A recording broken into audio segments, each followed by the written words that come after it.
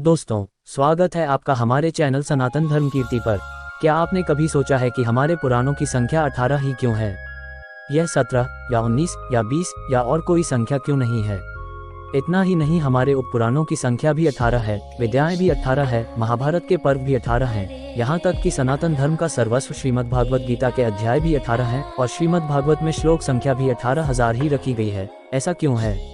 आखिर हमारे पुराणों का 18 की संख्या से क्या संबंध है? क्यों ऋषि मुनियों ने इस 18 की संख्या को इतना आवश्यक समझा या फिर इसको इतना महत्व क्यों दिया?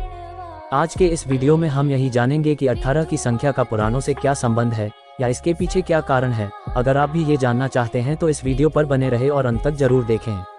इसका पहला कारण यह है कि मानव शरीर में कार्य करने वाले 18 तत्व हैं। 5 ज्ञानेंद्रियां, कान, त्वचा, आँख, जीवा और नासिका। 5 कर्मेंद्रियां, वाणी, हाथ, पैर और 2 मल त्याग करने वाले इंद्रियां। इन सब को काबू करने वाला मन।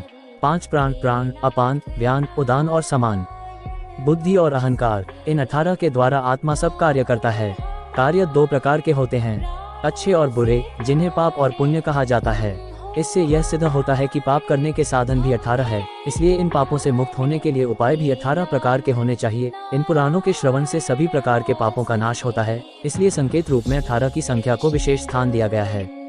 इस संदर्भ में धुंधकारी की कथा से सभी परिचित हैं कि कैसे श्रीमद् भागवत सुनकर उसके समस्त पापों का नाश हो गया और वो बैकुंठ लोक से विमान उसे लेने आया। दूसरा कारण यह है कि आत्मा 18 रूपों में विभक्त होकर कार्य करता है।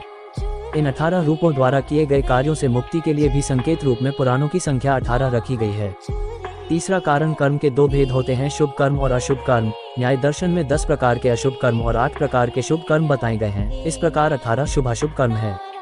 प्राणी को मोक्ष की प्राप्ति तभी होती है जब अपने कर्मों के बंधन से छूट जाए, क्योंकि कर्म शुभ हो या अशुभ दोनों का ही त्याग करना होता है। पुराणों के श्रवण से इन सब से मुक्ति होती है, इसलिए संकेत के रूप में धर्मशास्त्र पुराणों को भी 18 रूपों में लिखा गया है।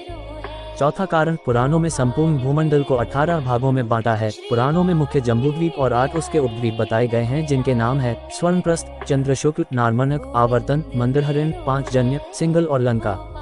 इसके अतिरिक्त भारतवर्ष के भी 8 उपद्वीप गिनाए गए हैं। वह है इंद्रद्वीप, सौम्य, गांधर्व, वारुण, कशेरुमान, गभस्तिमान, ताम्रपर्ण और कुमारिका।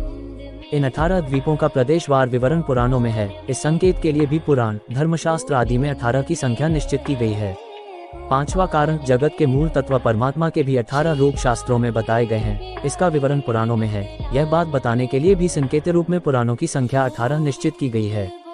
छठा कारण, विद्याएं 18 प्रकार की होती है, जिनमें 14 ब्राह्मण में और 4 क्षत्रियों में होती हैं। इन विद्याओं की स्थान स्थान पर व्याख्या पुराणों में मिलती है। इस संकेत के लिए भी पुराणों की संख्या 18 रखी गई है। सातवां कारण, सृष्टि में जिन पदार्थों की उत्पत्ति होती वे भी 18 ही हैं। इन 18 पदार्थों की उत्पत्ति पुराणों में कही गई है। इस संकेत के लिए भी 18 संख्या निश्चित की गई है। आठवां कारण, यज्ञ में 16 पुरोहित, यजमान और यजमान पत्नी, कुल मिलाकर 18 लोग होते हैं। यज्ञ को अष्टादश कर्म नाम से उपनिषदों में कहा गया है। इस अष्टादश यज्ञ की व्याख्या पुराणों में होने के कारण भी इसकी संख्या 18 रखी गई है। इन सब कारणों से पता चलता है कि धर्मशास्त्र, पुराणों आदि की 18 संख्या कई तरह के रहस्य को दिखाने के लिए तय की गई है, यह यूं ही नहीं रख दी गई है।